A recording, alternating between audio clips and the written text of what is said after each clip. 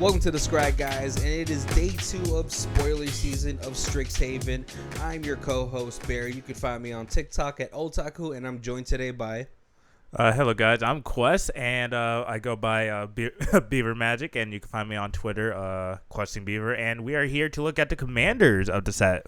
You know what, honestly, man, I thought it feels really soon to have these commander decks coming out, right? Yeah, they're all pretty cool. The first one is Adrix Nev Twincaster, legendary creature merfolk wizard, and is a 2/2, and then it had the ability Ward on it, which is Ward is 2, and then whenever this creature becomes target of a spell or an ability and opponent controls counter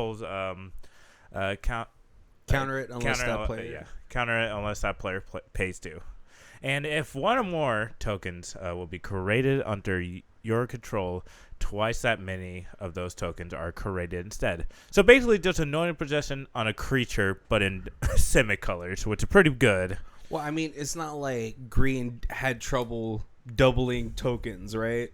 No, white supported the green. But now blue is touching into that white. Like, let me copy some of that, you know? Well, I mean, blue has a lot of copying effects, doesn't it? But green also has like parallel lives. It has doubling season. So now just to have that in the command zone. Yeah, I'm really excited to see what this deck is gonna be about. Yeah, I could definitely see like Merfolk tribal with this, like Merfolk tokens. Like I think there are enough like Merfolk tokeny like producers. Well, yeah, there's that one, I think, a 4-drop enchantment from Ixalan that says whenever you cast a Merfolk, make a Merfolk. Yeah, I think that's like hexproof. Yeah, I think that one for 3. I think, but yeah, or you could like go down like a token route with like Avengers Zendikar or like anything with that. Like I think it'd be pretty good though. Yeah, and then blue has a lot of other effects that create treasures, which isn't really prevalent in green. Green doesn't really make treasures because why would green need to? But no, we have like 3-drop pirates that make treasures. We have pirates that boost each other. So yeah, just to see, and like we already seen from Ixalan that there's Merfolk pirates. So yeah, we'll see. I mean, also, blue got one of the best toys in Commander Legends. Yeah. And if you guys don't know what I'm talking about, Hull Breacher, the 3-mana all-star in multiple formats. Yeah, and even though like in Simic, you could definitely add this into like a band deck or like anything else. Like it's still great. Like anointed possession on a creature seems really great too. Yeah, and so even just in the 99, you could throw this in a Chulane deck. Yeah. In a Tashana deck. Yeah. It's just, I feel like this is probably going to be one of the more popular ones out of the entire cycle of Commander 2021. Yeah. We also have Brina the Demagogu. I'm pretty sure I butchered that, but it's a 1 and Orzhov color or Silver Quill colorway. Legendary creature, Bird Warlock. Flying, whenever an opponent attacks one of your opponents, if that opponent has more life than another of your opponents, that attacking player draws a card, and you put 2+1/+1 counters on a creature you control. This one, it seems very political. Yes, it looks like a excuse me, but it looks like a Pelifort or Kingmaker deck. That's all I see from it. When like a player could draw 2 or draw a card. I thought it would draw 2 for a minute, but the counters. Okay, there we go. God, draw 2. Just yeah. So this Bird Warlock seems like another white weenie strategy. Yeah, where you try to deflect combat elsewhere while making your creatures grow +2/+2 every turn. But it doesn't seem as like interesting to me. I mean, Wizards has a really weird thing with making Orzhov commanders. Just no draw. Just give someone else a draw. Don't let white ever get draw. Like at least on the commander. Yeah. Yeah, and I mean for 3 mana, it's not too bad, but really, it feels like a Gahiji type of deck. But EDH seems to be moving farther and further away from the combat step. Yeah, when I first saw this, I thought it was whenever an opponent attacks another opponent, and it's not you draw a card, but they get the counters. Oh, see, I would rather. Oh yeah, see that would have been better. That would have been really nice. Because then you're mitigating damage away, Yeah, making your opponent's creatures much more bigger, and you're drawing cards. Yes, holding up answers. Yes, just like a true Orzhov player should, right? That would be way better, but yeah. But I mean, we'll see. We'll see. So far as the face card, this is probably one of the lower end type of cards. That's how I feel. Yeah. All right. I mean, do you see yourself playing that as a commander? Probably not. It's definitely cool. It's a 1/3 bird warlock, but it's all right. Right. Yeah. We don't have enough warlocks in the game yet to really go into a warlock synergy tribal type deck. So Yeah. I mean, we'll really see with that one. All right. The next one is Oscar, the Reconstructioner, for a 1 white, 1 red, and 2 colorless, and is a giant artificer legendary creature of vigilance, and 1 sacrifice an artifact. Target creature you control get +2/+0 till the end of turn. That's pretty cool. And then X and tap it. Exile an artifact card with mana cost or mana value. Weird. X from your graveyard. Create 2 tokens of that are copies of the exile card activated only as a sorcery. Now that ability pretty busted. Right. You could literally bring back like Worm Coil Engine when it died. Just get like 2 Worm Coils or like Metal Workers. Like just I'm like trying to think of like all the good artifacts that you could like bring back with it. Right. Like we said earlier before the episode started, make 2 Aetherflux reservoirs. Yeah, that would be pretty good. Or even Soul Rings. Like if someone blow it up, like all right, cool, bring 2 back. Like. But the downside is that they are tokens. So if someone like bounces your board, you're never gonna get those again. Yeah, but the whole idea before that happens is that you just gain so much more value. Yes. You advance your board state twofold every time one of your artifacts gets blown up. Yep. I mean, who doesn't want 2 Soul Rings? Yeah, and for the artifact lands too, the artifact lands seem really good in here because like you could literally play 3 with him. You can play the colorless one that's indestructible, and you can play the 2 that are from Mirrodin. And if they're in your graveyard, you could just bring 2 of the same land back, and it's definitely celebration for Boros, which is actually pretty good. A little ramp piece there, but yeah, right. Boros is always struggling with. I mean, now they're getting ramp, but all we need is some draw for the deck. Draw for the 2 colors. yeah, and so this is probably one of the stronger face cards from here. Like we were talking about it, we feel like this one and the Simic colored one are probably going to be the 2 most popular ones. Yeah. Also, just for the fact that with Oscar, you can create 2 Feast and Famines. Yeah, that's get double ability, but yeah, it's definitely pretty gross. Right, and especially when you give it to a creature with double strike. Mm-hmm. Quadruple draw. Or quadruple discard. Man, just untap, like tap. Sounds really gross. Or like even having like a sort of body and mind, like just mill your opponent for like 40. Oh my! It's pretty gross too. Create how many wolves? Like 4 wolves. Or you could put Warden Peace. Oh man! How many cards do you have in your hand? Or you have 10? Or you're dead, dude. Yeah, really fun stuff you could do with this commander. You could do with equipment or just artifact value. But yeah, this guy will definitely be up there. Yeah, you'll definitely see. He just seems like a commander that can go so many different routes. Yeah, and with Boros artifact creatures. Yes, and with all the mana rocks, you could definitely get this guy out like in turn 2 or turn 3. Like it's definitely powerful. Right. I mean, if you have a Jewel Lotus, you get him out turn 1. Yeah, and like even with like the sacrifice an artifact, that's the part that I like. You could like if you don't need that artifact right now, you want 2, get rid of it, get 2 back. Like I think that's really amazing. All right, just so see this right, just a KCI combo. Oh yeah, I mean, like if you have KCI combo, I mean you would need like a couple cards. You would need a couple cards, but then you could. I'm pretty sure there's a loop where you can make 1 creature plus a million plus 0. Yeah, and then swing out at people at instant speed.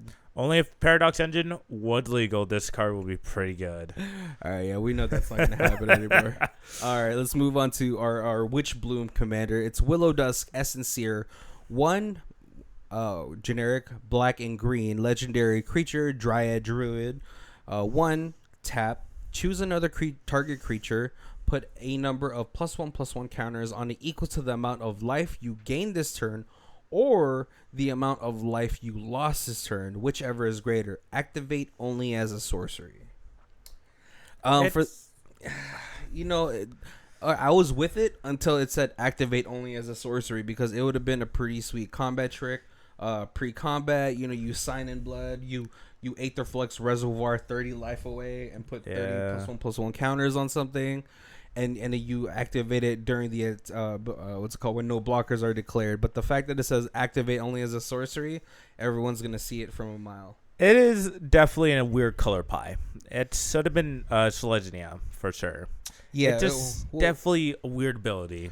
Well, I think the weird part is that it says it accounts for gaining life, which is a more of a Selesnya thing. Yeah. Really, it should have just said for the amount of life you lost this turn. Lost, yeah. That's definitely would have been way better. But it definitely looks alright. It's a 3/3 Dryad Druid. It's alright. I mean, in black, there's plenty of ways to lose life. Yeah. To gain the abilities of the rest of the color pie. Like, yeah. Hey, you know, like you can counter stuff in black. Yeah. But yeah, I think the fact that it says activate only as a sorcery is what hurts the ability. Yes, that there are, like, the activate only as a sorcery just really hurts this card, and it hurts a couple of cards in the commanders too. But yeah, it's definitely. Yeah. So this one, I would kind of pair it, maybe because it's a 3/3 commander. I would probably put it at the same level as Brina the Demagogu. Yeah, they're definitely in the low ranks. Yeah, and then we get to our last commander for the set. Zafia, right? Zafai, I don't know. Thunder Conductors, right? Or Conduit. Thunder Conductor. There we go. It's a legendary creature, human shaman, which should have been a wizard. And it's a 2 colorless, blue and a red, and had Magecraft on it. And whenever you cast or copy an instant sorcery, it's cast? Yeah, cast. Oh, man, I thought it was copy. Oh, okay. I read just got crazier, right? Yeah, it did. Copy an instant sorcery spell, Scry 1. If that mana cost value is 5 or greater, create a 4/4 blue-red elemental creature token. If that spell mana value is 10 or greater, Zephy Thunder Conductor deals 10 damage to an opponent choose at random. Interesting. Very interesting. It's definitely not bad nor good. That's it. It should have been 2 mana, just my opinion. Just like, because I don't think you're like going like, all right, turn 3, cast this like entity infinite. Well, you could, but it's very rare that's gonna happen.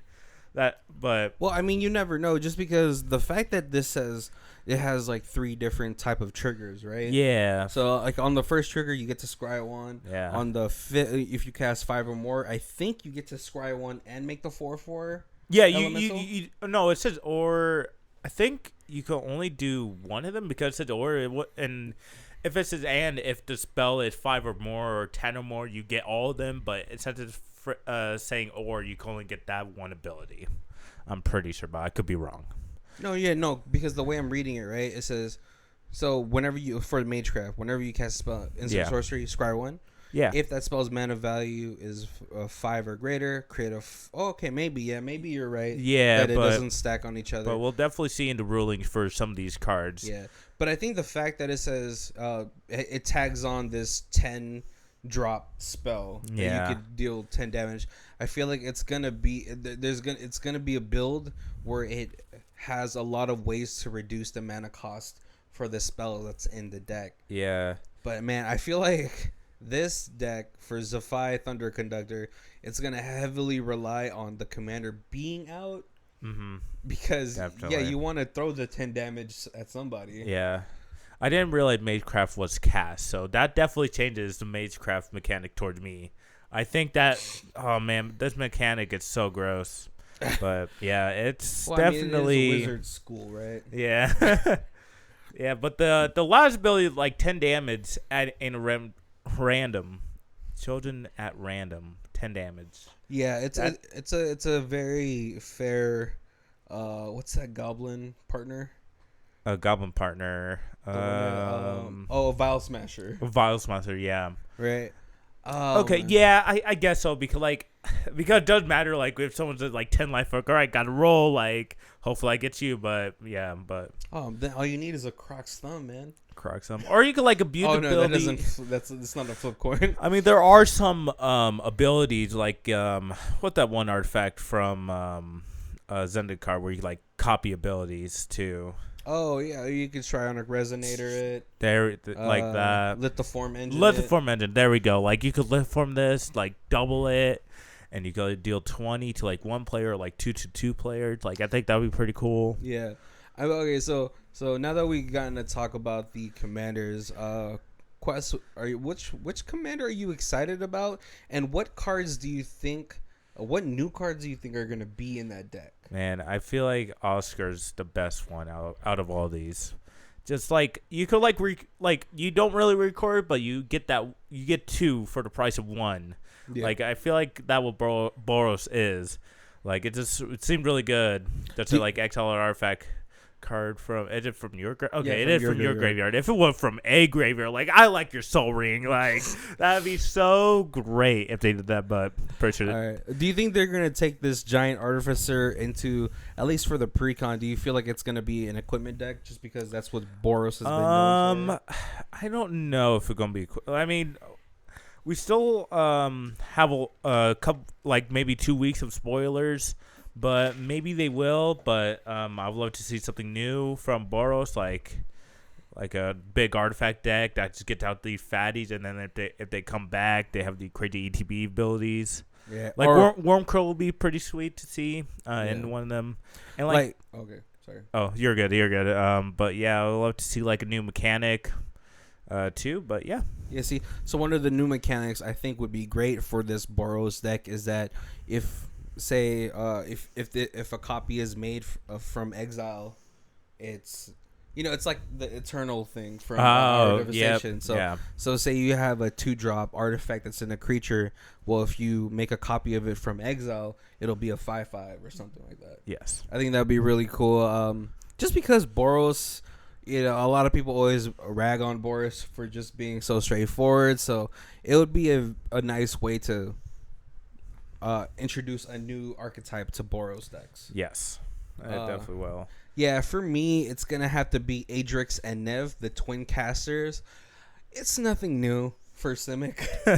Simic always gets a goodies for some odd reason. Just those 2 color pies are just there, dude. Like you can literally build anything in like Simic and you still do like the same thing as any other deck. Yeah, I mean, obviously this one is going to be more towards the token route, but you could really see what kind of tokens you want to create, because for this commander it doesn't specify it's creature tokens or whatever. It's just any tokens in there, so you can throw a lot of funky stuff in there, like crafty cut purse is always Clone Legion.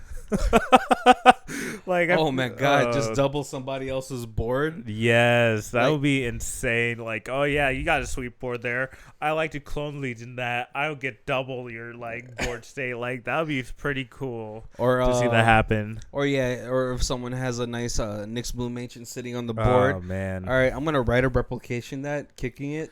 I mean, like with all like because like you could put so many copy effects in there now. Like even from Ravnica, like the 1 copy like Jumpstart card. Oh like, yeah, quasi duplicate. Yeah, that card would be pretty sweet. Like any of the copy effects are gonna be really great too. That makes a token, but not like duplicate and all that.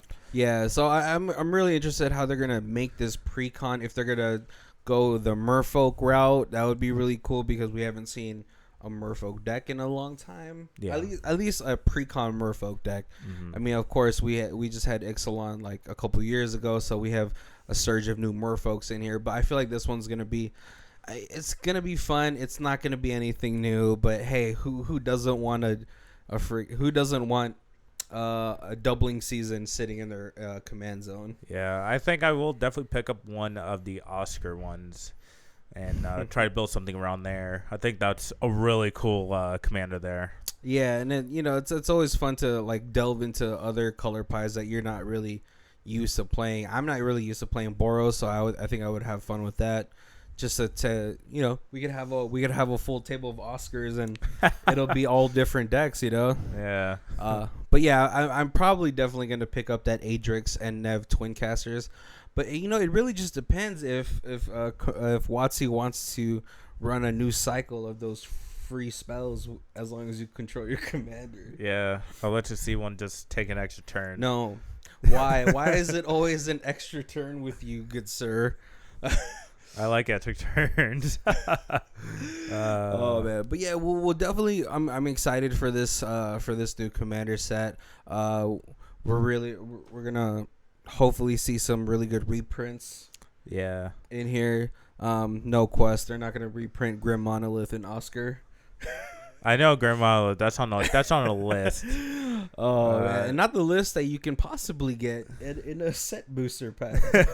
No, yeah. But yeah, hopefully we have some solid reprints. We have some solid new cards in here. Because I think that's what the funnest part about these new commander decks is that they come out with these new cards that you're not gonna see in a draft or anything. Yeah, like maybe we get like another Dockside or Dockside Extortion. Yeah, Dockside. That'd be pretty good reprint. Because that card like $50. Crazy prices. Right, man. and unfortunately, it doesn't look like it's gonna be one of the archivists. Yeah, I mean it's only into the sorcery, but yeah. Can't wait for Monday to talk about some of those archives. Right, and some new spoilers too, guys. Yep. All right, well, hope you guys enjoyed the episode. My name is Barry. And my name is Quest. And this is the Scry Guys.